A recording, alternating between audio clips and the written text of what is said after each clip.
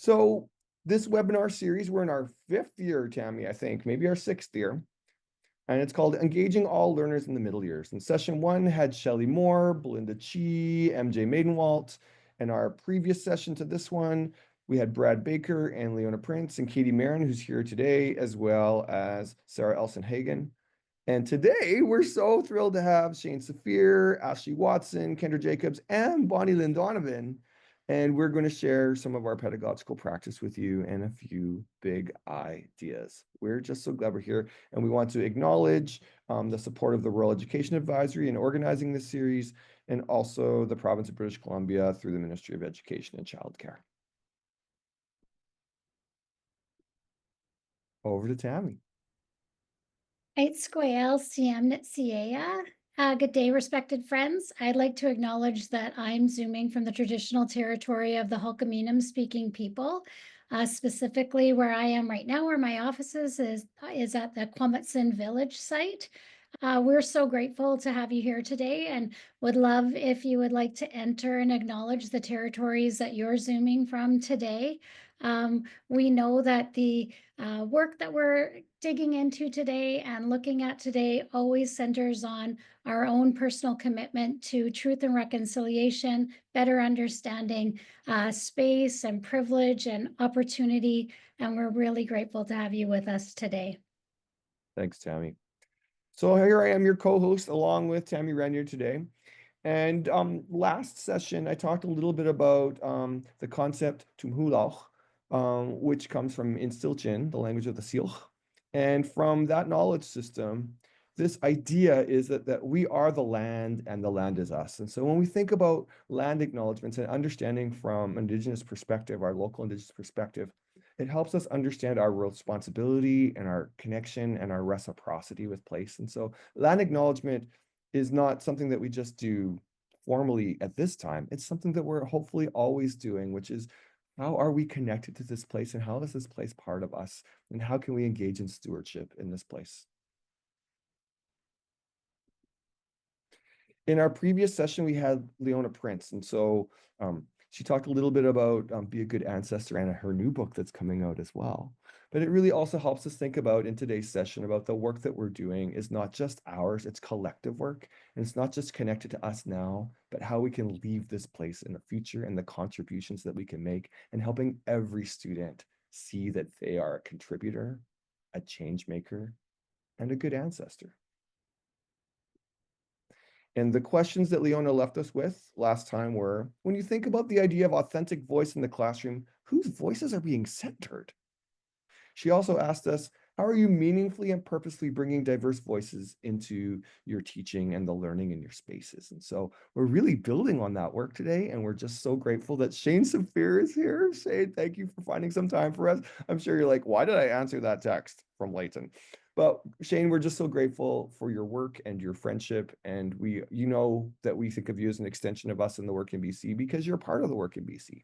So we're going to pass over to you for now.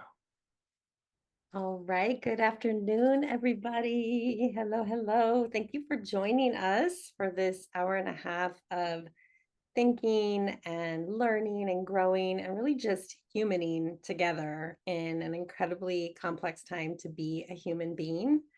I'm really honored to be invited to join you and to share a little bit about the project I've been working on for the last 2 years, a book that will be published this August by the same publisher as my previous book, Street Data, and it's called Pedagogies of Voice, Street Data and the Path to Student Agency. And so in this little bit of time I have, I just want to kind of make some connections between engaging all learners and this framework, this concept of pedagogies of voice, and see where we get. So I am joining you today from the ancestral and unceded land of the Chochenyo speaking people, the Ohlone people. I'm in Oakland, California. And this book is actually a collective labor of love with 3 people who I now consider my family, who may pop in today, Marlo Bagsik, Dr. Savsun Jabber, and Crystal Watson. And it is sort of a sequel in a way to Street Data. For those of you who may have heard of the last book I worked on, chapter 5 of that book is about student agency and about a pedagogy of student voice. And so this book is a amplification of that chapter into its own whole kind of book with 10 chapters. And the way that we define pedagogies of voice in the book early on is a sort of encompassing of both our ways of being and then specific moves that we can make as educators that awaken student voices, student agency, and intellectual development. And it's also an approach to addressing inequities through centering the voices of our learners who are at the margins, which is a core concept from street data. So this is the kind of ethos of the book and what we try to write about over time.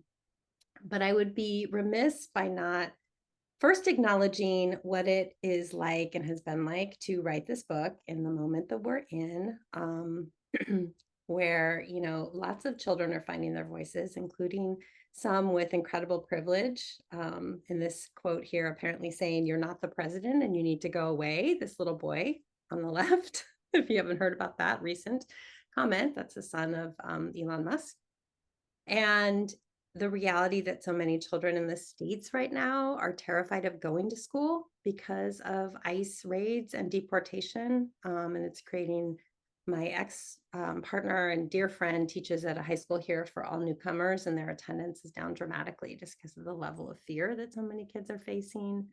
I think for our trans and non-binary youth here in the States, and I know some of this bleeds over to BC and the provinces as well, there's a lot of, you know, just really, really terrifying attacks happening and kind of dehumanization and a sense of not really belonging to the American story and maybe in some places the Canadian story.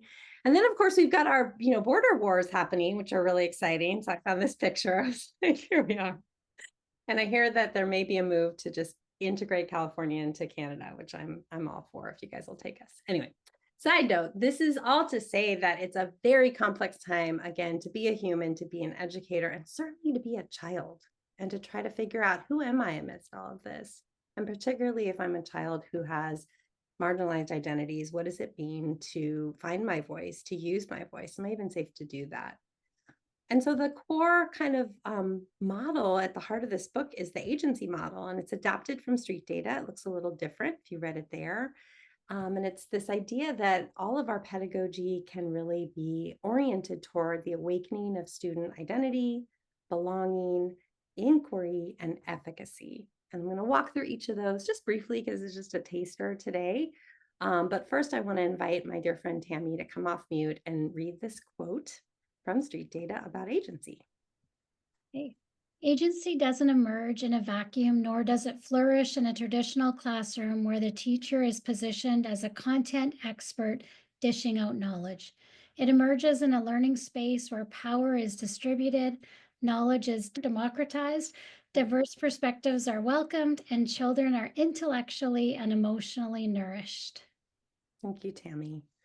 So think about what words stand out to you from that definition of sort of agency and the conditions that are needed to nourish the fruit of agency in our children, our beloved babies.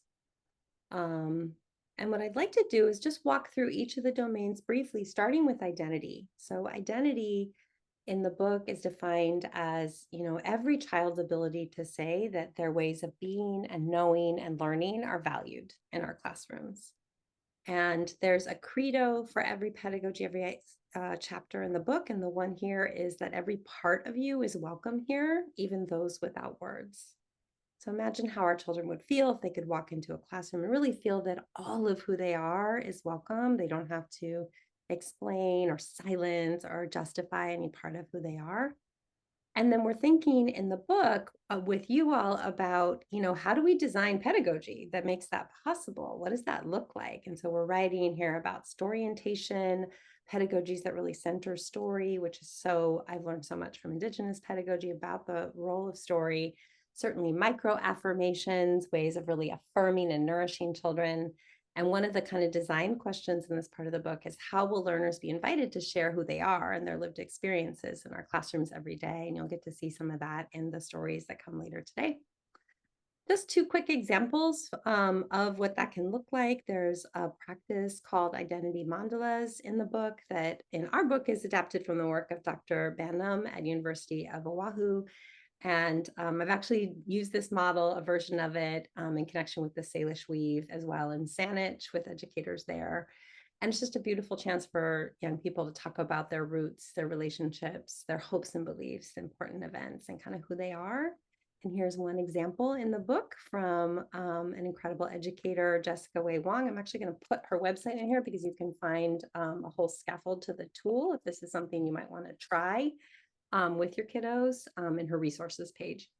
And so you can see what it's like to really bring, invite children to bring their stories to life through protocols like this. And all of this storyintation and kind of identity work is tethered to a core idea in the book of abundance, that when we hold deep an abundance mindset, then we act from this deep understanding that our children are coming with so many gifts and so many funds of knowledge.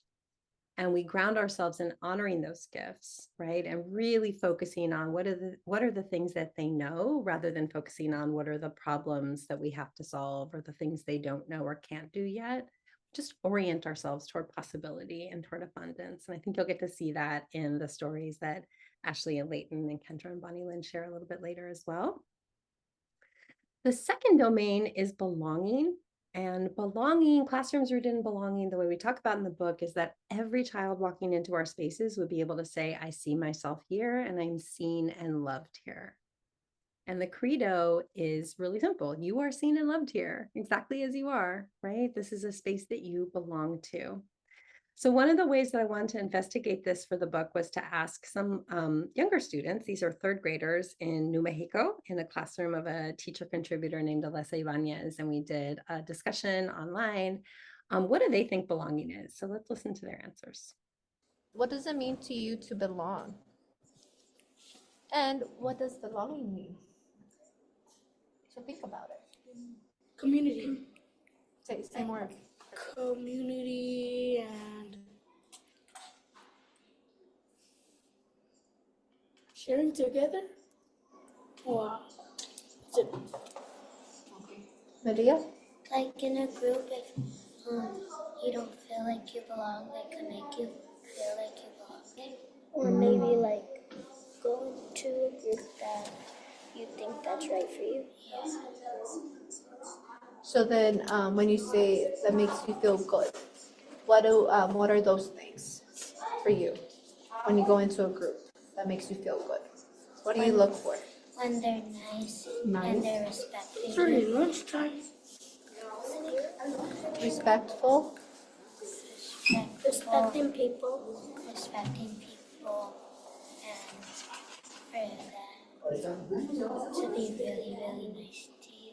Okay, so when And them to be not mean. so when they're being nice, respectful with you. Okay.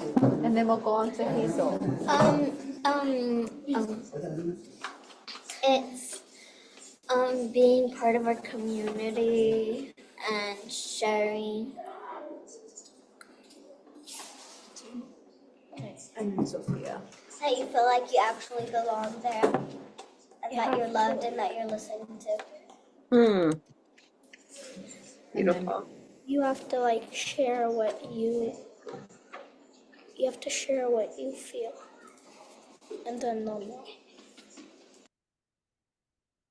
I just love those babies. They're so precious. So I invite you to think about really what belonging means to you and what might you learn if you ask that question of your students. Perhaps you have already, but great opportunity to kind of check in and get their take on it. And What does it mean? think about belonging, one of the questions we invite readers to wrestle with is, what do I want learners not just to learn and master in terms of content or even skills, but what do I want my learners to feel and to experience through this learning process, right? What are the kind of experiential outcomes of my lesson design or my assessment design? And in these chapters, we talk about circle pedagogy, we talk about radical inclusion. Leyton wrote some beautiful pieces of the chapter about belonging. And it's just some really exciting content that we'll get to offer you soon. And I think I just wanted to name, from an article that touched me a lot by these scholars, Douglas and Nganga, that the culture of schooling is not a neutral culture, right? Where every child naturally finds a sense of belonging. Teachers all of us have to carry a disposition in our practice that enacts an inviting space for every child, particularly for those who've been traditionally marginalized. We offer a chapter in which we really unpack these 10 toxins that can exist in the soil of our classrooms, that if we want to be oriented towards student voice and student agency, we have to become more aware of these toxins. We have to start to expunge them, whether it's deficit thinking about children, whether it's, sort of one and done assessment. Okay, you're done, let's move on. Whether it's competitiveness or really power over, which can show up in so many ways. And those are coupled with 10 ways of being that we offer in the next chapter that we can kind of hold on to and practice and espouse as we move toward student voice. And that abundance I talked about already, vulnerability on the other side, is so important to being able to shift toward a pedagogy of voice, as well as listening and curiosity and so many other pieces here. So in the interest of time, I want to just briefly talk about inquiry and efficacy, and then ask you all a question. For inquiry, we're thinking about children's ability to ask questions about the world, to build knowledge in increasingly complex ways. How do we communicate to them that your ideas really, really matter here? And, really designing lessons around ideas and questions that children want to explore, which I know a lot of you do already. The core pedagogies here are questions over answers and feedback over grades. And we're going to go back for 1 minute to our same babies, where I asked them, what are some of the big questions you have about the world you live in? Big question that you have about something in the world that you really want to learn about. It could be anything: science, math, history, language, culture, family, society, whatever. But I just want to hear, what are some of those questions that light you up? Okay, Hazel? Where do the plates sometimes sit and it creates an earth? So say it again. That why when the plates hit each other, why does it create an earthquake? Ooh, Emma. Do the planets die? Ooh. Yeah. Do planets die? Why, when you put Mentos into a Coca-Cola, it makes a whole explosion? when you put Mentos in. That's a great one. And Milo? Why on the earth, as you go deeper and deeper into it, does it get hotter and hotter? I love that entire conversation. It was such a great reminder to me that kids are just genius, and they're bubbling with curiosity, and they have a million questions. And at the end, I'm not going to play this part, but I asked Alessa, who's a wonderful second year teacher, were you surprised by anything? And she said, yeah, I've never heard them talk about these things. And I said, is there space in your class for the students to explore some of these questions? And she said, there really normally isn't, but now I want to create that space. And that was an exciting moment as a thought partner to her, to really just get her to slow down enough to really get to marinate and get excited about what kids are excited about. The last piece of the book is really around efficacy, and this idea that children can make a difference around what matters to them. And that can be on such a small level of the classroom, but that can also be in the community, in the province, in the nation. We're going to see a beautiful example from Ashley and Leyton and Bonnie's work of this. I think just thinking about how we design learning experiences, again, where we're really orienting towards students' ability to impact the world around them, right? Getting out of the classroom, being active in their learning, applying concepts to real world issues, ecology, all these things you're going to get to see today. And so I'll close by just saying there are 8 pedagogies of voice. I've mentioned a couple of them today. Each agency domain is connected to 2, and lots of examples. There are design tools in the book that you'll get to see.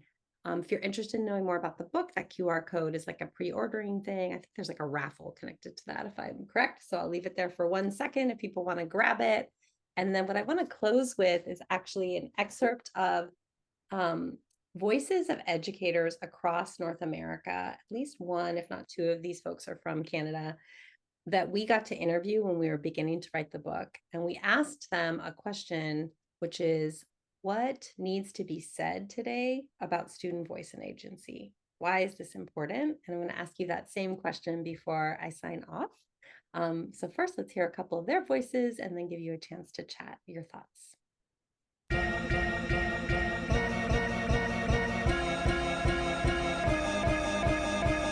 Wake up, wake up, wake up, wake up.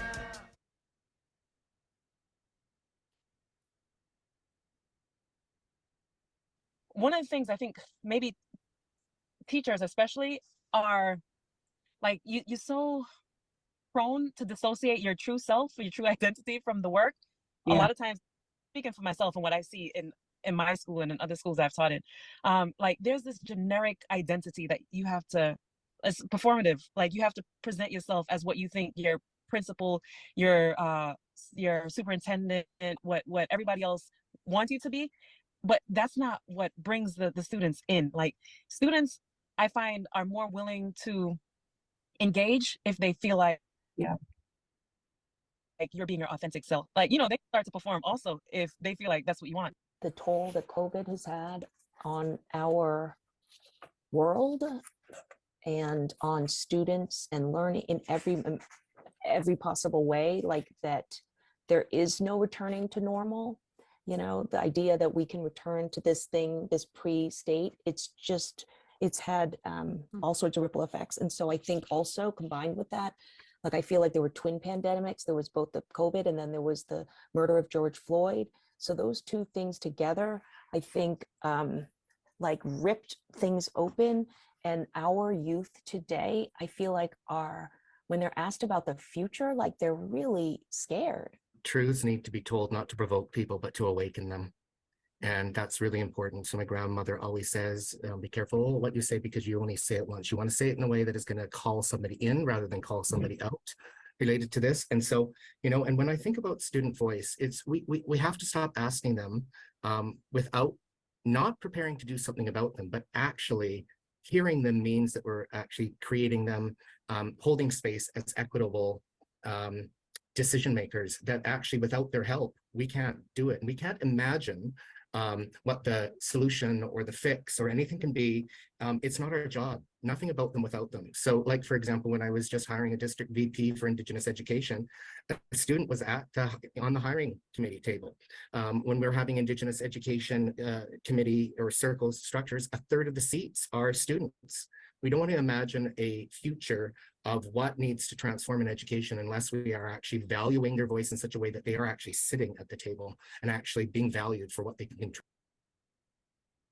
All right. You may know Robert, he's actually a superintendent now in the northern part of the province. Before we move to a waterfall chat, I just saw my sibling Marlo Bagsik here, and I'm going to invite him to hop off mute and just say hi to you all. He actually curated the video you just saw. He's a huge part of the book that'll be in your hands soon. So Marlo, you want to say a quick hi? Yes, hi everyone. It's just so amazing to always be amongst educators. Hello. I just love you all so much. You just inspire me, and that's what's inspired the book. Just really a book for you all, because I'm an educator too, and I'm a teacher. So lovely being invited to your space. So thank you for having me for this short time.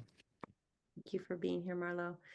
So chat waterfall, if everybody could get into the chat, but don't press return yet, just take a moment to think about what arises for you when you hear this question. What do you believe needs to be said today about student voice and agency? And I will count you down to the return button in just a second. All right, I know not everybody's probably done, but we're going to go with it. So counting down, if you could press return in 3, 2, 1. All right, I'm going to go up. How to amplify the quieter voices. Beautiful question, Megan. I love that. Authenticity, that students need to feel like we are listening to them and honoring and valuing them. Beautiful. Students make decisions. Adults remove barriers. Yes. Tammy, I think this was meant for everybody, so I'm going to read it. Center student voice with connection and care. that students deserve to develop their voice and have opportunities to contribute to their world. Donna says we need to model respectful ways of making our voices heard and invite students into the conversation rather than dictate. Love it. And we're paying extra attention to whose voices are being heard is essential to keep our kids at the center. Making sure all voices are heard, even non-speaking voices, yes, should be part of the conversation. Needing to be heard and valued, nothing about them without them, whole person connections. Lisa says, recent former students also need to be asked how things have gone since leaving the system. Love it. And allowing student voice to feel valued. Beautiful. Thank you all so much. I'm going to turn it back to Leyton and Tammy. I so appreciate the opportunity to share some of this very fresh, not even off the press, just new work with you all, and take it away. Oh, Shane and Marlo, thank you so much for sharing. I'm so excited. I can't wait to see and read the book. Love how there's that thread from street data through and so many opportunities for engagement. Really can't wait to see it. So thank you. Leyton, over to you and your fantastic team. Thank you, Shane, for setting us up so beautifully. We're really delighted that we were able to contribute this example to the book, and it kind of forced us to step back. And Violet and Ashley and I had to go back and find our photos and our notes and what really happened. We're really delighted to share this example and hope that it helps you think about what you might do in your context. We just want to note that the seal don't put a capital S in front of their name in their language, and so we have honored that and used a small s to acknowledge the seal. And this work happened on seal territory. So Ash and I are going to talk about how this started, and then Violet's going to comment a little bit later. But Ash, why don't you just describe our book club?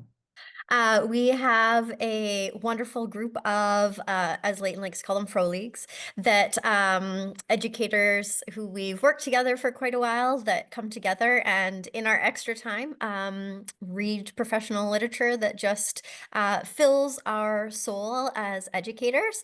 And so it was just Leyton and I were obviously together in the book club and reading these. We just felt so inspired by Shane's book, actually, as we were reading it, and together came up with the idea with how can we look at this group of grade 5 students and what can we take from Shane's book talking about student agency and giving our kids voice and connecting them back with the land. And that's kind of how it all began, with Shane's book and coming together in our book club. Ashley and I done some things together in our class over the years, but we'd never had a chance to say, how do we center Indigenous knowledge, and how does, in our case, local silk perspectives, how can that inform what we're doing? And so it began with the reading and those ideas of agency and belonging. And then we looked to the local silk knowledge system and these central ideas of reciprocity at the center of silk understandings, as well as the idea that every voice matters. And so there is no word in Tsiltchin or any other BC Indigenous language for disability. It's that every child has gifts and every voice matters. And so we thought, how can we cultivate some reciprocity and some student agency and voice? And so we thought making it connected to land and to place and centering the silk perspective. And so we looked at the curriculum, in particular science and language arts, and a little bit of social studies. And we came up with how are living things interconnected as this overarching question for the rest of the year. Anything you want to add there, Ash? No, I think that's a great start to kind of how the seed started. So Anona Campi is a knowledge holder in our region who does some work throughout the Southern Okanagan and the Central Okanagan. And so Ashley, you want to describe how Anona works with your school? Yeah, we were so fortunate that Anona came into our classroom, and she came with us to share the story of the 4 food chiefs. So we've spent time both professionally doing some learning with her, and then also her coming in and doing some learning with the kids. So she came into our class and it started with the story coming from her.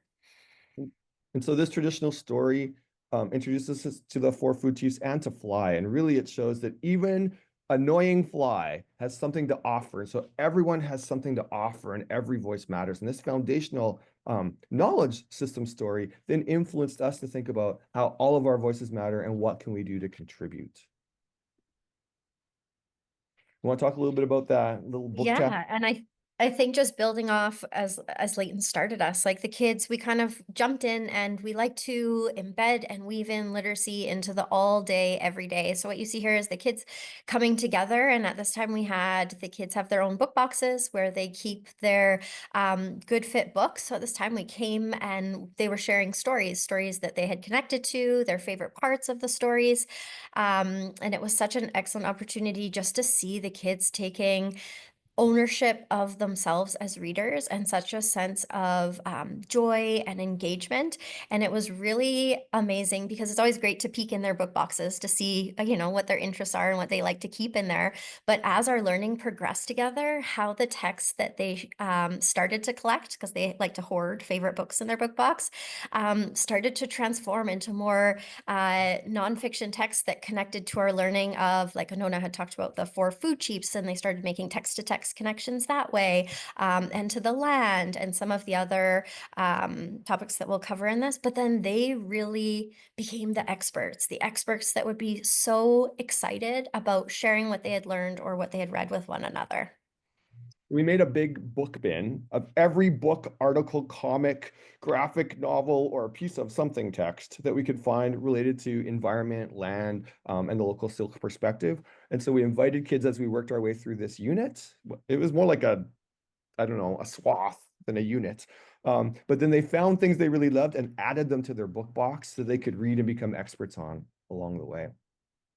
Well, and I think you say something important. It wasn't so much a unit, it was just became a part of like our classroom community and culture. Like the learning was so embedded to just how we were being together. And Leyton started, this was such a great learning opportunity for myself as well. And reading, Leyton shared with us the text I Know Here, and learning about the kids' place and them connecting to what places do you connect to most with your family, and spots that you have made important memories, and about the land that our school's on, and noticing the living things. And it was a really eye-opening experience for them, noticing, really being thoughtful about what places were important to them, and also noticing the connections between their places amongst one another. That became kind of our launch, everybody. It's kind of like multiple launches. Anona launched, and then their books. Like, here's a bunch of things we could read. And then we anchored this idea that we all know some places that are special to us that we know the best, but we can also learn about our place here and how we're connected to this place. So after we looked at I Know Here, Ashley and I had kind of looked at across all this idea around interconnectedness and scientists and local things, what are some key words that we really want to explore? And so we gave kids piles of these words, and then they had to create, they had to word sort them and create their own categories. You could have 3 or 4 categories, but how do you think these words go together? And they were moving them and debating. There was a lot of moving, and you can see the group in the far right who love the far corner. Were like with their clipboards, really navigating and negotiating, but it really just kind of was like secret teaching everybody, which is like playing with these key ideas. And how do we think they go together, and coming up with our own titles for them? And underneath this led us into working with a couple anchor texts that were really short. I'll show it on the next screen, but they had these words in them. But before we even read the text, we already were familiar with them. And they were like, oh my goodness, I already know this word. We already did this one. But it all connected to this idea that living things sense and respond. And I think too, how it just brought out like what a wealth of like their knowledge, what amazing background knowledge these kids have. And just you could see the confidence in some who maybe hadn't shone in other areas, that all of a sudden they're like, okay, I know about this. I've got lots, and let me take the lead and show you how we put these ideas together. So then we moved into a shared piece of text. And I found 3 little pieces from this, the 10 most. And what we love about this is it's so accessible. So it's for the middle years, but it's written in a way that's quite accessible so everybody can get into it. And then we use some strategies to find out some information. Already we were familiar with the language, but we taught them some strategies, and they worked in partners to find these key ideas. Of course, Ashley and I modeled what that looked like first, which they found hilarious, because they were like, why don't you two agree? You're the adults. And we're like, well, I think this is most important. Ashley's like, well, that's not most important to me. Or my favorite is when Ashley just throws it back to me. What do you think, Mr. Schnellert? I'm like, what do you think, Mrs. Watson? She's like, no, what do you think, Mr. Schnellert? So we really tried to model, there's not one right answer, but what can you pull out that you think is important? Ashley, I think there's a core strategy that we were using in here. Yeah, for this, we had used some of Adrienne Gear's work in her nonfiction reading power text. And so we had done some work around how do we identify keywords in a text and take those and turn it into tying it into literacy, our own piece of writing where we can take that information. So the kids they would find the keywords and all of the, like Leyton said, we had quite all of the articles were different. So then in the end, after they had found their keywords, done like their little summary on it, they came back and again got to share what they learned. So it was a great opportunity to learn again from one another. We literally could not keep track of the articles because everybody kept sticking them in their book boxes. So I'm like, where did this go? And so they were negotiating. I want this one next. And so we had 10 different articles. They were working in pairs, but then they could add them to their book boxes and trade and find ideas as they were researching. So then we went to the floodplain. And so before we went to our first, we became story ready and place ready in terms of doing that work. So we thought about like, what could we learn from this place that we're going to visit, this floodplain that we're going to go visit? We have to get on a bus to go there. And then what are the animals that are endangered there? And so Ashley and I did a little bit of work about finding about some of the endangered animals in the local floodplain. And then we really thought about how can we get ready for this visit? How can we engage with Indigenous scientists and knowledge holders and the land in really kind of respectful and honoring ways? And so we did a little get ready, do done to kind of get ourselves ready before we went. How could we be there? We're so excited, but how could we engage with that in like really respectful ways as scientists and as learners and as community members? Over to you, Bonnie Lynn.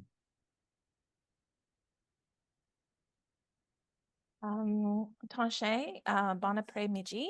So I said hello and good afternoon in my own Michif language. So I think it's important to give you some background.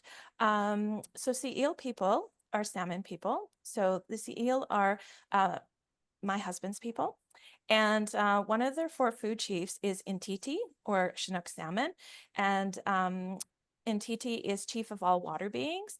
And so there is a connection between the how food was given, which is the Chaptik, the Si'il story that was shared with the grade 4-5 students.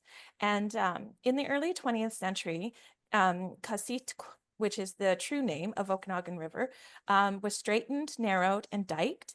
And then a dam was also constructed to regulate the flow from Katlusinitk, which is the true name of Okanagan Lake, into Kasitk, into the Okanagan River. So channelization of Kasitk isolated the river from the floodplain, and that resulted in the loss of 50% of the river's original length and the loss of 93% of adjacent riparian or streamside habitat. So until the introduction of dams and the loss of cottonwood riparian ecosystems, salmon was a primary food source for my husband's people and central to their trade systems.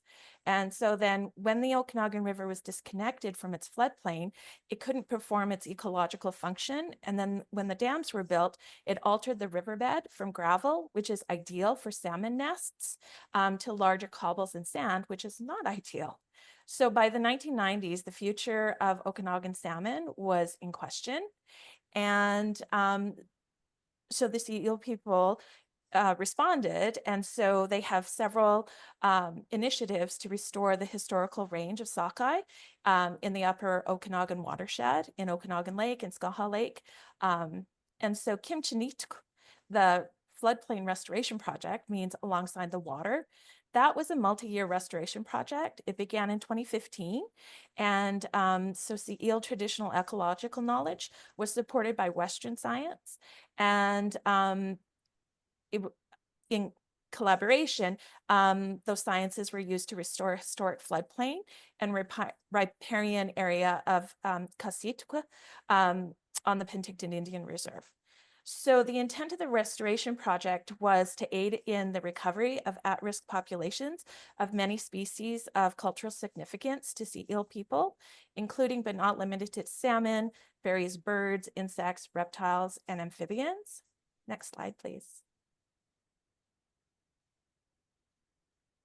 So the lead conservation ecologist for Kimchinitk really made education outreach a priority. And here, these are photos of an opening circle, and everyone was asked to identify what their favorite animal was as a icebreaker and getting to know you. So they also learned about the importance of cottonwood forests and how cottonwood forests are key habitat for a number of species at risk. And they learned that one of the ways that cottonwood contributes is crows will make a nest, and then it'll be taken over by an owl the following year. And so they also learned about pulau, pocket gophers, and how pocket gophers demonstrate reciprocity, pocket gopher style, by leaving these mounds of dirt because they aerate the soil. And then those mounds create an opportunity for new plant growth. And so they learned a lot about the actual floodplain itself, as well, and how the water is kept cool during the heat of summer, which is a critical factor for fish and especially for Chinook salmon, and how the overhanging trees and shrubs provide the organic matter that then becomes part of the food chain, and those microorganisms and little small invertebrates, they become food for insects and larger creatures. And so they learned about that, and how the floodplain really is designed to give the Chinook salmon something other fish don't necessarily need, which is an opportunity to have a pool where they can grow and they can fatten up and eat those insects, and then go out into the lake and then further into the ocean. So multiple site visits were encouraged, where students could engage in a variety of guided experiential activities. And so students had opportunities to be part of the beginning of the restoration project, where they helped prepare the floodplain for plantings and removing invasive species. And then, like, for example, a high school teacher, she brought students in grade 10, and then they returned in grade 11, and they could help with propagating seeds from indigenous plants. And then the following year, they could then help with the planting, and then some of the follow-up care that was necessary. And so here they're talking about symbiotic relationships. And so conservation ecology defines it as long-term interactions between two different species, where at least one organism benefits from the association. And here, Ashley students are helping to plant some indigenous plant seeds. And with the restoration project, they really made an effort to propagate indigenous plants locally. So they didn't purchase commercially produced seeds or seedlings.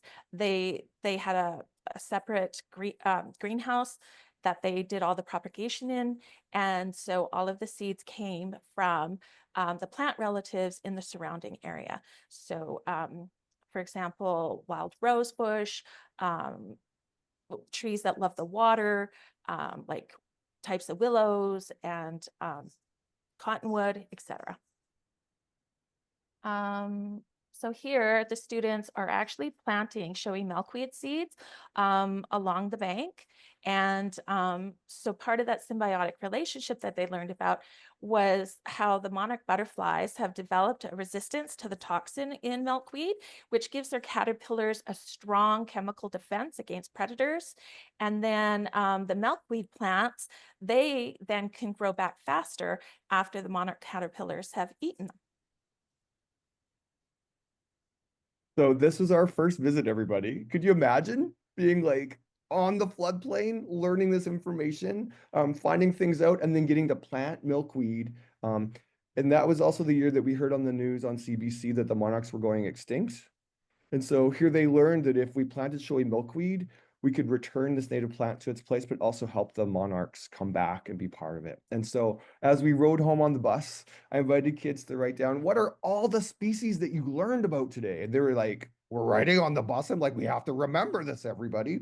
And so we're writing about all the things we remembered. And then they had to write about an exciting event or an exiting event in the case of Emily. But you know, she's like, the dust devil was so exciting, but we also planted the milkweed.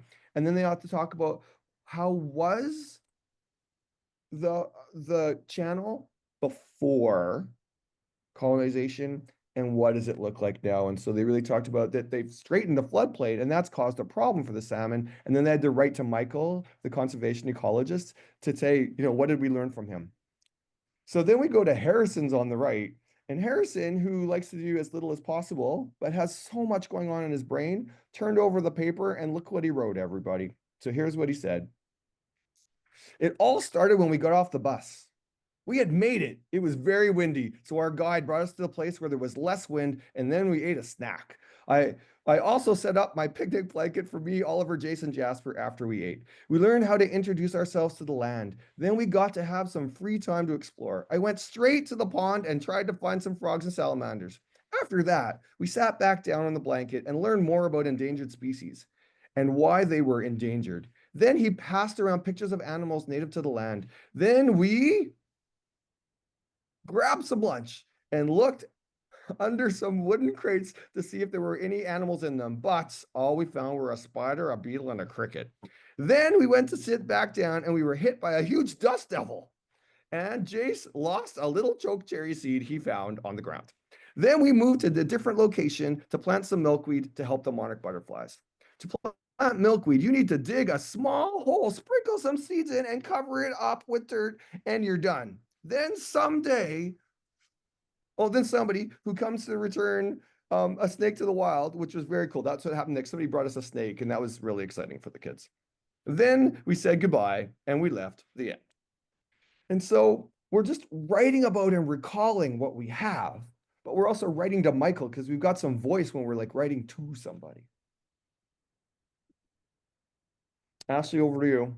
And then when we came back in the class, in our classroom, we had a lot, like we were always using materials and finding ways to build provocations to represent our learning or make connections. And so they decided that they wanted to build a provocation to represent our time on the floodplain because we knew that we would be going back. And so I had pulled out like a small table and put it in the middle of the carpet and a bunch of like natural materials that I had found. And then they together like instantly gravitated towards all the materials, started picking them up and rebuilding their version of the floodplain. And it's harder to tell in a picture, but every material that they put on there was like meticulously thought out and put down to like the crates they were talking about, like these little crates in the land where you could lift it up and there was like spiders in it. So we had little insects, but it was just as the teacher to hear them like to negotiate and to collaborate and represent that their learning in that way was really quite a neat experience to listen in on. And they were completely independent in creating and initiating and putting that together. So we did some thinking with them about like, so what did we learn? Because we've been introduced to the symbiotic relationships. We've been introduced to the showy milkweed. And so we just reminded them that we'd done a little bit of learning that we're going back for. And we also brought back some showy milkweed seeds. And so these started as little tiny seeds, like they were barely anything. And one of the students in the class was our resident expert gardener. His grandpa owns a nursery near our school. And so there was concern about like, what are we going to do with these over the weekend and how are we going to get them to grow? And they started to grow a little bit. And so over the weekend, they decided to make their own versions of a greenhouse and put it in. And it was so wild how much they sprouted. And they were so excited when they came back to know, one, their Ziploc bag greenhouses had worked, but just at the amount of growth over such a short period of time. while we were at the floodplain, after we learned about this, Aubrey's like, can we bring seeds back to our houses? And so then we asked Michael, and he's like, yes, you can. So Aubrey led the class's charge in bringing home seeds to replant in all of their yards and neighborhood parks to bring back the showy milkweed and the monarchs into their communities. Yes, we ended up splitting the plant actually and taking it out near our school to plant it in some of the open area. So as we moved through to the next week, we wanted to keep this experience alive. And so we did some reflection in a Foursquare. And so we started with, what do you know about the river? What do you remember about the river, the channel? And then what did we learn about the Chinook salmon? We learned about 2 kinds of salmon there. And then what are we trying to do at the floodplain? And then how are things interconnected? So really coming back from that lived experience. And so here on the left-hand side, you can see the living things and the river and the Chinook salmon, but really pulling out and drawing from the vocabulary we're learning and then describing what they're trying to do. And then look at this beautiful representation. Who we got the screech owl and its relationship. And so we've got into the woodpecker. And so just what we'd learned they represent. And then Olivia was like, 4 boxes is not enough. I need 11. And so she folded her paper to even smaller pieces to kind of tell and explain even more symbiotic relationships because 2 was not enough.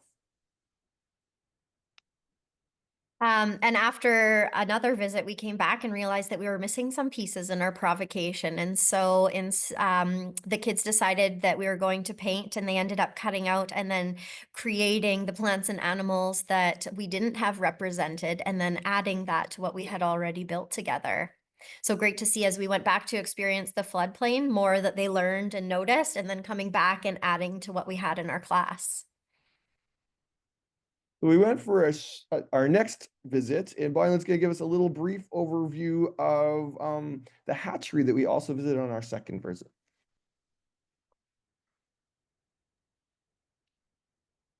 Hey, so the Chapelkstein hatchery, its name roughly translates to cause to come back, is a hatchery on the Penticton Indian Reserve.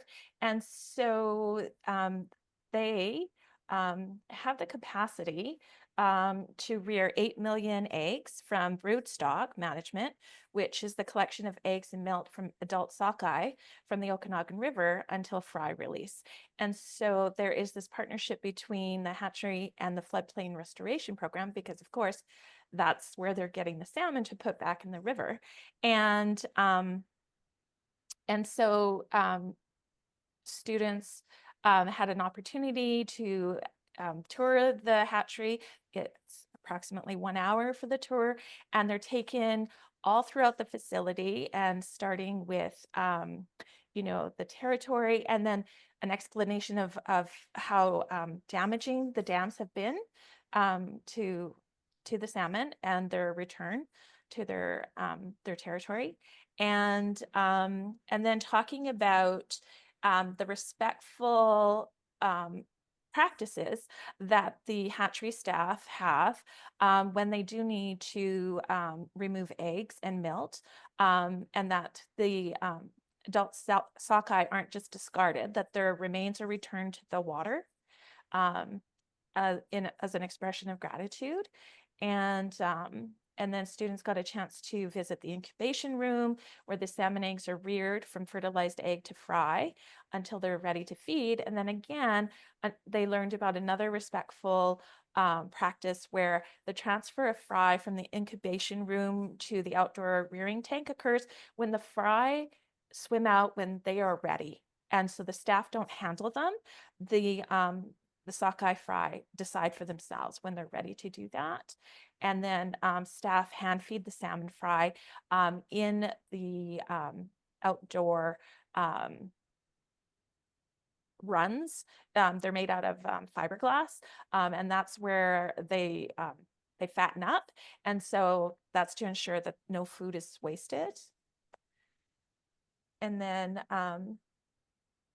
so just would like people to consider, or I'd like you to invite you to consider, if there are restoration research projects led by local First Nations in your area, where students may be able to learn by observing and pitching in, which is a form of traditional Indigenous pedagogy.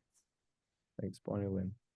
And so When we returned the second time, we first went to the hatchery and then we toured with some foci. And so the students were becoming very good at their fourfold. Hey, Ashley, where it's like, here's what goes in each box. And so they were more independent in finding things, locating things, labeling things.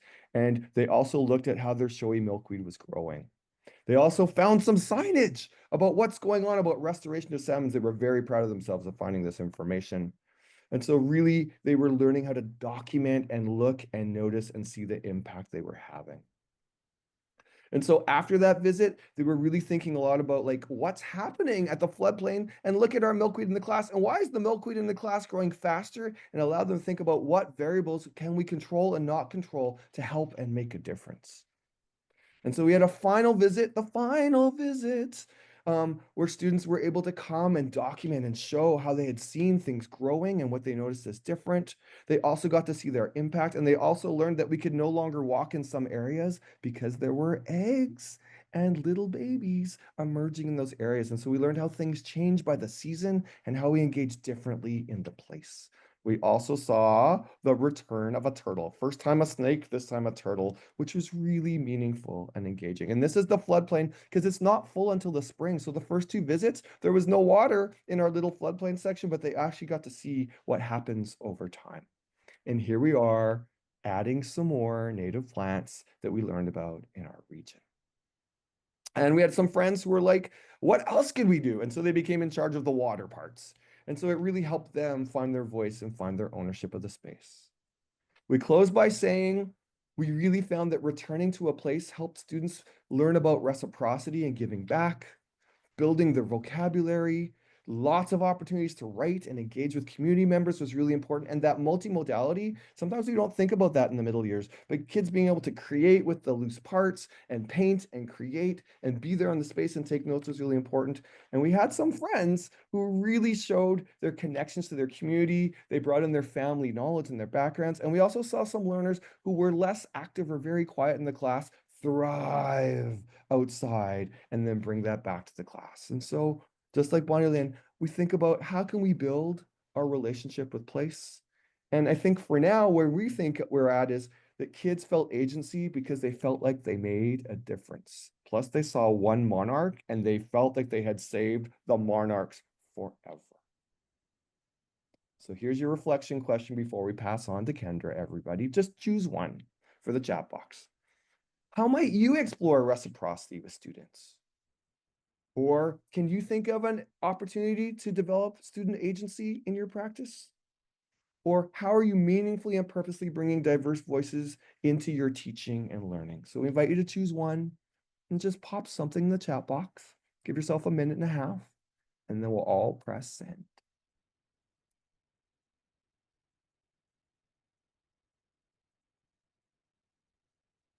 And as you're ready, we invite you to press send. Thank you, Ashley and Bonnie Lynn, for co-presenting with me and doing this exciting work together. It was so fun to relive together. And I'm going to pass the torch over to our Frawley. Oh, Bonnie, I saw your mic come on. Oh, well, I was just going to say I learned a couple of new things about monarchs in preparation for today. One is that they are ancient insect relatives because they've been here for like a million years, and that it was only when milkweed started to grow in other parts of the world that the monarchs started to migrate to follow their milkweed. And that reminds me of something the class learned, which is we stopped saying living things and we started saying living relatives, plant relatives, insect relatives. It really moved us from thinging to relativing. Leyton, while Kendra is setting up, can I just quickly share something Annika has in the box so that folks can see how this could extend into grade 11? We had a group of teachers working together today. I found this so inspiring to see that connection through our work, and we're looking at considering land as text and restoration as an act of decolonization. Write, create, and share the significance of place historically, now, and in the future. And so I just see this thread from this work that younger students are doing through this work that we will have grade 11 and 12 students doing coming up. So thank you, team, for sharing that. It's really inspiring to see that through line of work through the system. Thanks to everyone for sharing. It's so inspiring to hear all of the great stories, starting with that framework that Shane offered us and moving into that literacy science, and as Leyton said, a little bit of socials perspective.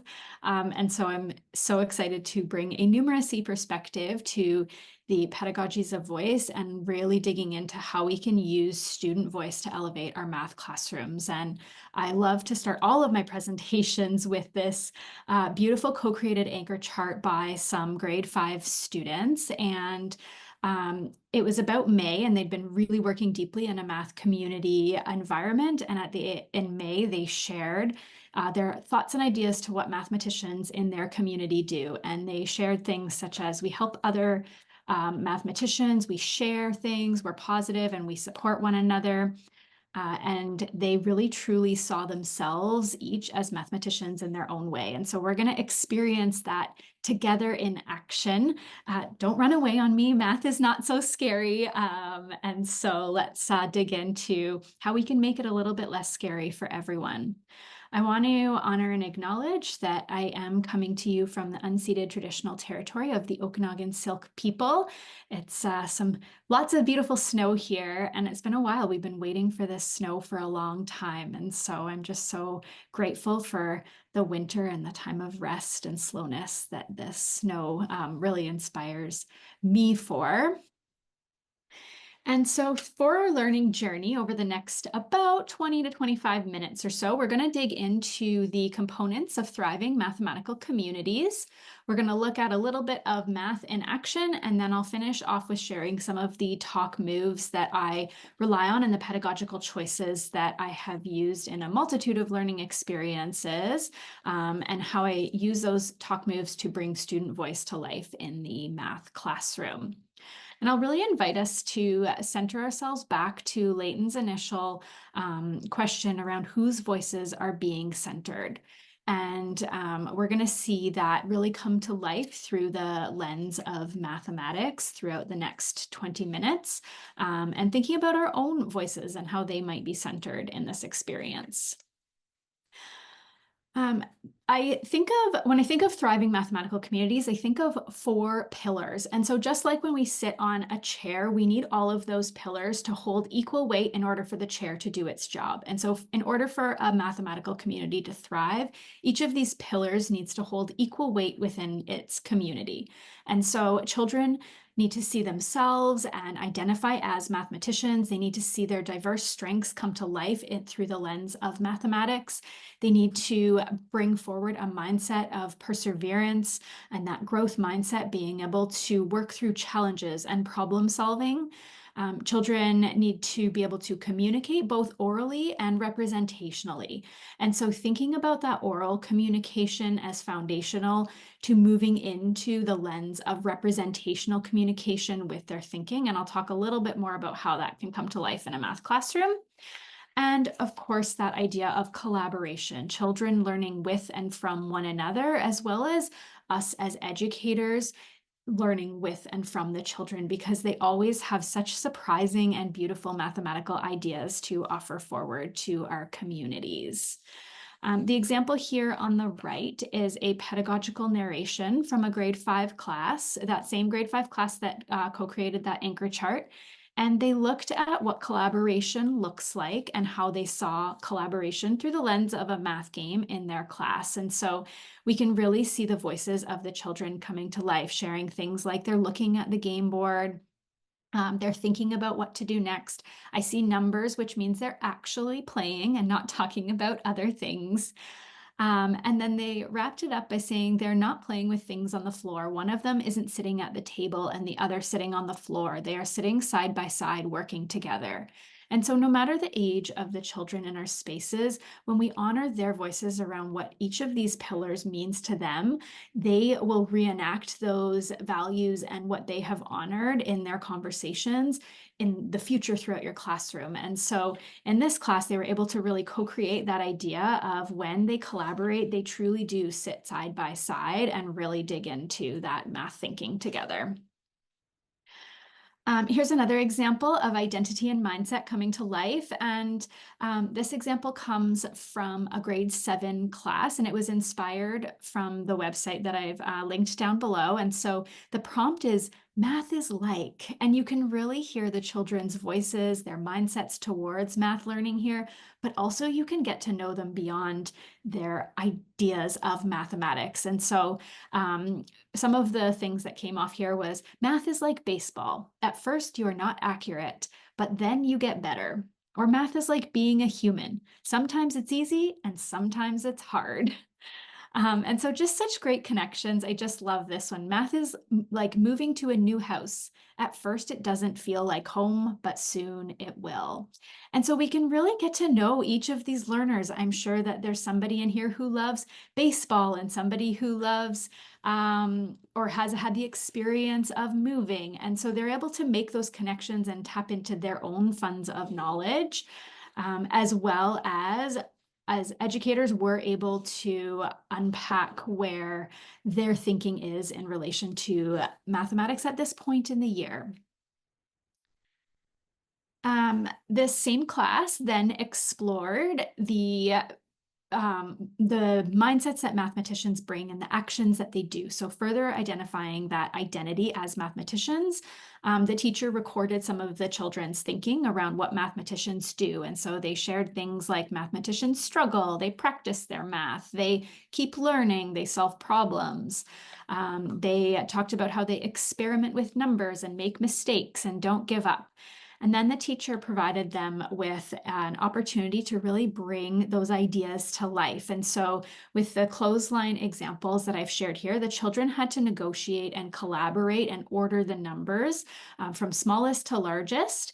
And so we can even see that some of the examples, they've decided what order to put those numbers in, going from left to right or right to left. And we can imagine the negotiations that were happening and the collaboration and conversation through that experience of really just honoring that student voice and bringing to life their identities as mathematicians. And so I don't have time to dive into the whole structure of where student voice might live in a math workshop block. And so we're just going to dive into that mini lesson. And so mini lessons are a time when our whole group is coming together and really diving into some math content. And so today, as a math community, we are going to come together and dive into our own experience of bringing our math funds of knowledge together. I see Leyton's getting excited, and some of you are maybe feeling a little nervous, and that is okay, because we know that each of you has something to honor. And if you feel that you want to keep the something you have to honor to yourself today, that's a-okay. And if you would like to contribute your thoughts to the group, I'm going to welcome that as well. So stick with us and we'll dive into some math. Our goal throughout this is to get underneath children's thinking. And so we're going to get underneath our own thinking, just as the same way in a classroom, we would get underneath the thinking of the children. And we're going to really experience also what Shane was talking about with that abundance mindset. And we're going to tap into the abundance of math knowledge that we hold in this space together and see how we can create that. So let me just check. Okay, perfect. We're going to get our thinking hearts ready. Thanks to my nephew for being my thinking heart model. We're going to put our brains up and we're going to share our thinking from the heart today. And this way, in a class community, I would do this where everyone is gathered in a space, maybe on a carpet or around a whiteboard. And so this way, we don't interrupt anyone's thinking when we put our hand up. Often what happens, and I have asked hundreds of children this, and they've all shared the same experience, that if someone in front of them puts a hand up, they just tend to stop thinking. They think, oh, that person has the answer, that person is going to share, so I can just wait and listen. And so when we think from our heads and our hearts and show our thinking with a thumbs up, we allow space for all learners to think at their own pace without interrupting the processing time that everyone needs to dive into the math. So today we're going to think from a thumbs up. I think Leyton might help me kind kind of call on some people. And then if you're open to sharing, I'll ask that you just open your hand. So that will be our symbol. And we know that you're just thinking about it and you want to keep that thinking to yourself. Or if you want to share, you can just open your hand and we'll tap into everyone's math thinking. So, all right. And our first math problem we are going to dive into today is 3 times 4. And that's a pretty easy one for us to get into together. And so maybe just type into the chat or someone can unmute 3 times 4. What is it? We'll just warm up our brains. Okay, so I've got lots of agreement around 12. So does someone want to share how they knew it was 12? Oh, nice, Tammy. Thanks, Tammy. 3 groups of 4. Okay, so I'm just going to create us a model to work from here. So I'm going to share 3 groups of 4. I'm not sure if that spacing is quite accurate, but we'll go with it for today. Okay, so our next question we're going to dive into is 3 times 8. So those thinking brains out. 3 times 8. What is it and how do you know? Okay, does someone, oh, I'm seeing lots of conversation in the chat, loving that. Does someone want to unmute and share how they know 3 times 8?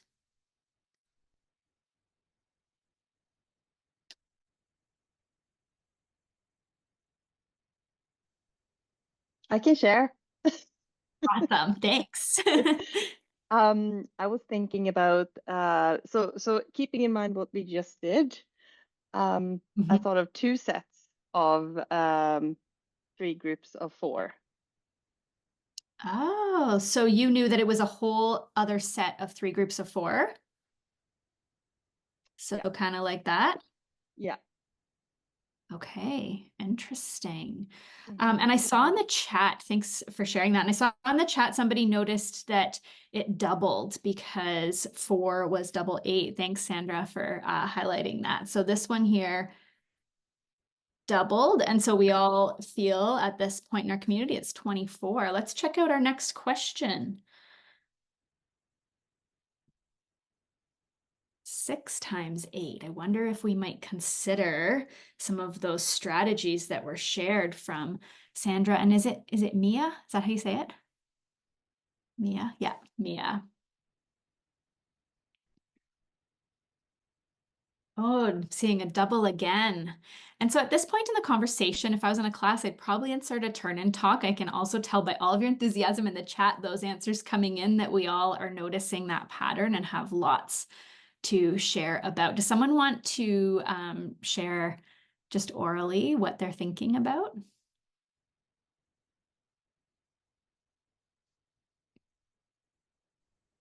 Yeah, I just use that double strategy, and I never really thought about it that way in terms of just the double from the 3 to the 6 and then just double the other one, right? So that was a different way. So of all my years on the planet, that's the first time I've thought about it doing that way, which is interesting. So you can learn continuously. So you took that original one and then you doubled it down this way. Like so? Okay. And so we'll put 48 in there. Okay, here comes your next question.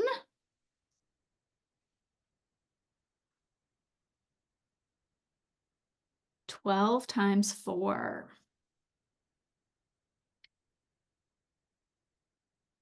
I've seen some expressions out there. Ooh. So first, just I want to really notice and name that joy that I'm really seeing out there, the curiosity, the engagement. Yeah, math is fun. Rachel, do you want to talk about your thinking? Yeah. I just realized it's not actually half 4. So to get to the 12, you double the 6, but to get to the 4, you half the 8. So you're doubling and then halving, so you're equal to the 48 from before. That is not how I do any of my normal math thinking. Oh, interesting. Learning with and from one another. So fun. Thinking about the joy and engagement this is bringing us. So you told me that you noticed that the 6, so if I take the 6 from our one over here, the 6, it doubled. And then you kind of cut this one in half. It's almost like you went like this. You chopped this in half to be 4, took this box over here and just moved it right down here to get your 12, kind of like that. Yeah, exactly. But kind of like Brett was saying, that this is not how I would normally solve it. But because of the way we're working through this, that was the first thing that I saw immediately. Yeah, interesting. I'm just loving, again, whose voices are being heard in this, right? We'll just take a pause moment to think through all of those voices, and just that changed thinking, right? Our openness to thinking about things in a different way, thinking about different relationships between numbers. And so let's have a look at this next one here. 24 times 2.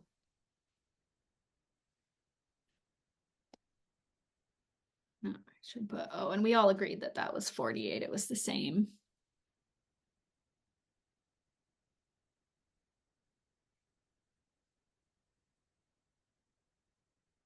So Brett's saying again, 48, same as before. Does somebody want to share their thinking out loud or their noticings?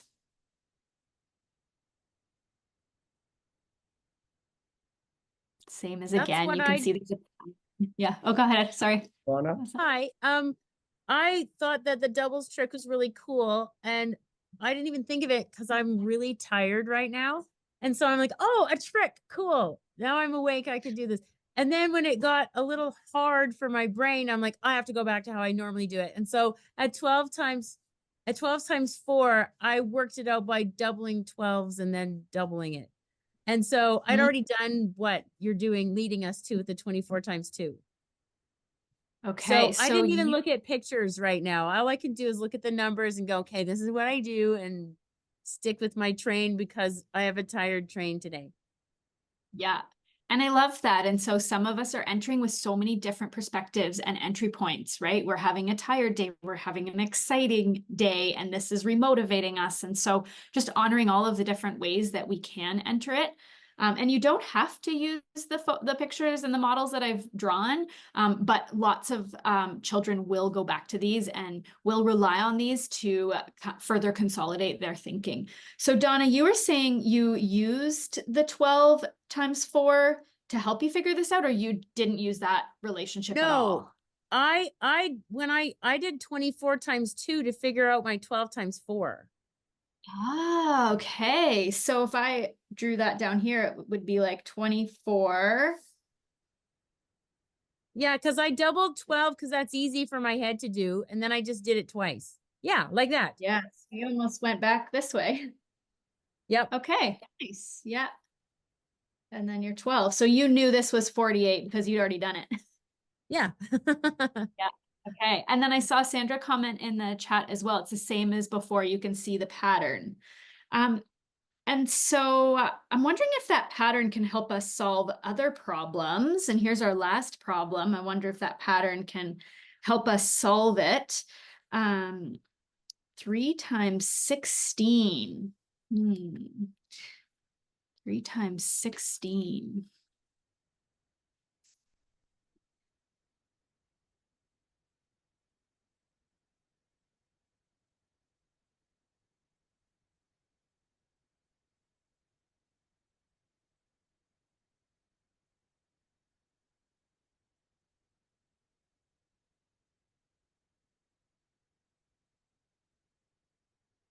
Getting some 48s. Does anyone want to share how they figured that out or what they used to figure that out? Yeah, Leyton, go for it. Yes. I went back to my favorite strategy, actually, and I went 3 times 10 is 30 and 3 times 6 is 18 and added them together. And then I went back and said, wait a second, I think we've done 3 times 8 before. And so I did 3 times 8 plus 3 times 8. But initially I went back to my 3 times 10 is 30 plus 3 times 6 is 18. Okay. And then, sorry, so that's what you did initially. And then you went back and said, wait a second, where did you go back to? Remember how we did 3 times 8 before? Oh yeah, So okay. I went 16 is 2 8s. So I went 3 times 8 is 24, and then 3 times 8 is 24. So I did my normal way, and then I went back and said, there's a pattern here. I'll use that too. Okay, nice. So you noticed that double pattern again that you could use and that helper problem. Sandra, are you feeling brave? Could you share? I'm putting her on the Sure. spot. She's same idea. I saw the same thing that Leyton did. So that's what I thought. I thought of 16 as 2 chunks of 8 and 8. And I already knew that 3 and 8 was 24. So then I just doubled it. But I also double checked in my head. And I do love to use that same strategy that Leyton used, where I made 16. I pulled it into 10 and 6. And so I know that 3 times 10 is 30. And 3 times 6 is 18, and I added the 2 together. Okay, so you kind of use both those strategies to double check there. Yeah. Nice. Yeah, okay. 3 times 10. I'm seeing some connections between ideas too in the chat, which is always fun. Okay. Did anyone notice a connection between our question here, our 6 times 8, and our 3 times 16? So in this moment in a class, I would probably invite a turn and talk and see if the kids are noticing those patterns and those relationships between the numbers. And so just honoring that we all had so many interesting ways of looking at those numbers, and hearing from each of us re-inspired new ideas and ways of thinking about numbers, whether it affirmed what you were already thinking or challenged something new. And so thinking about how we can bring those pedagogies of voice into our classrooms through a math lens can be a lot of fun and really motivating for us as educators, as well as the children in our classes. I think I'll finish with, those are some other examples of how we might share in the children's thinking, and how we might document that thinking and make it visible so that everybody can root back into what's been shared and allow their voice to come forward. And so when we do math talks, it's essential that we do create that recording of thinking so that children have something to talk about. They don't have to just hold it in their working memory, and they can really connect to each other's ideas and thinking. And so I think I'll kind of whip through some of the talk moves and not go through all of them in depth, but in order to facilitate this kind of culture in our classroom, I've relied on a book called Classroom Discussions Using Math Talk to Help Students Learn. And so these are some of the practices that they offer in the book to bring forward student voice. So practices like turn and talk, helping children take those risks in a low stake environment and really build their confidence with their thinking.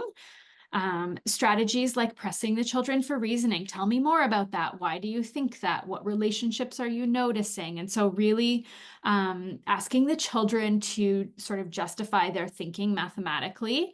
And often now children will say, without even saying the answer in our math class, they'll just start talking about, well, I think it's this because, and they just share all of their later thinking beyond that.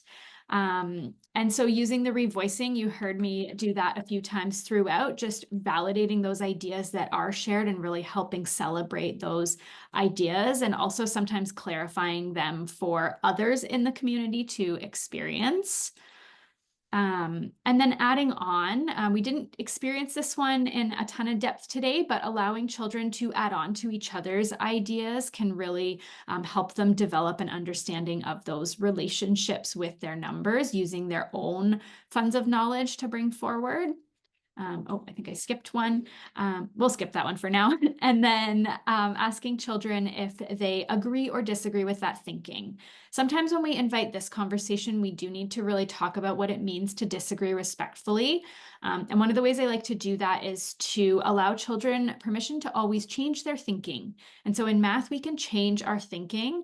And so when a child offers a disagreement, we can then offer up a opportunity to change your thinking. Do you want to change your thinking? Do you want to stick with your thinking? And so it's less of a mistake or a wrong answer. It's just that shift and move in thinking. And so that brings us to our wrap up. And I'll give you a moment to process and personalize. What ahas are you generating? What might this look like in your context? And how might you invite more voice into our numeracy spaces and classrooms? You can type that into the chat. Thank you, Kendra. I'm going to pass this back to Tammy as people do that. Oh my gosh, thank you so much, everyone. I just want to say special thanks to Kendra. Math wasn't always my favorite, and I love when we share accessible, inclusive strategies for all. Just a reminder, folks, that we are back on April 29th. Our topic is looking at a trauma-informed practice. We have Denise Augustine, Nikki Lynham, and Christy Livingston. So we hope you will be back to join us. A reminder that this will come out probably in about a week so that you can review it if you would like and share it with friends. Please invite others to join us. I think the best thing in this work is the learning and growing together. So thanks so much to everyone who shared today. We appreciate your voices and the way that we continue to elevate each other in the province. So have a great night. Leyton, would you like the last word? Yay us, everybody. Come on, February, we did it. Take good care, everybody. We so appreciate you, and thanks to all of our presenters, and thank you to each of you for creating the energy together in this work. We appreciate your voices and lifting up the voices of your students.